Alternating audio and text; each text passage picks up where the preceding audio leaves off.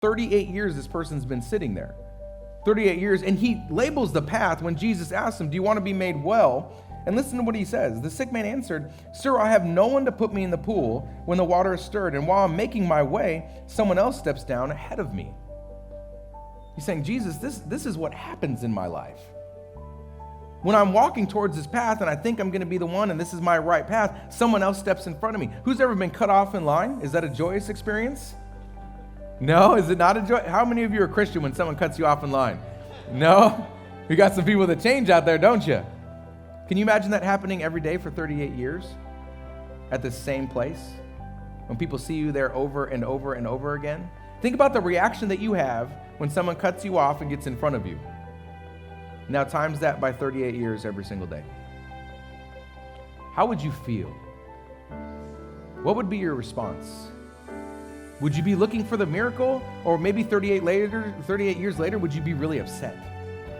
Would you be really cynical? Would you be really stepping in and be like, I can't believe this happened to me again. Every single day this happens to me. And everyone who walks by, that's what you're telling them. Every day someone jumps into the pool before me. You know I'm here. I've been here for 38 years. You know I need to get into the pool. And no one ever lets me. Do you see how that comes across? What do you shout in your car when someone cuts you off? What goes through your head? I bet it's similar. I needed that 5 seconds back. It was going to get me to wherever I was going 5 seconds earlier. And now I can't get there as fast.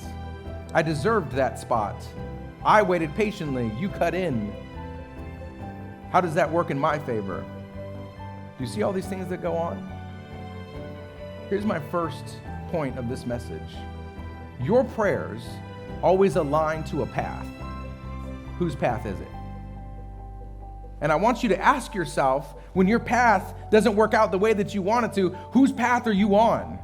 Because when we get upset and frustrated, it's probably because we're trying to align to our own path. And we're trying to align to our own thoughts and feelings. And our prayers always align to a path, but whose path is it? It needs to be Jesus' path.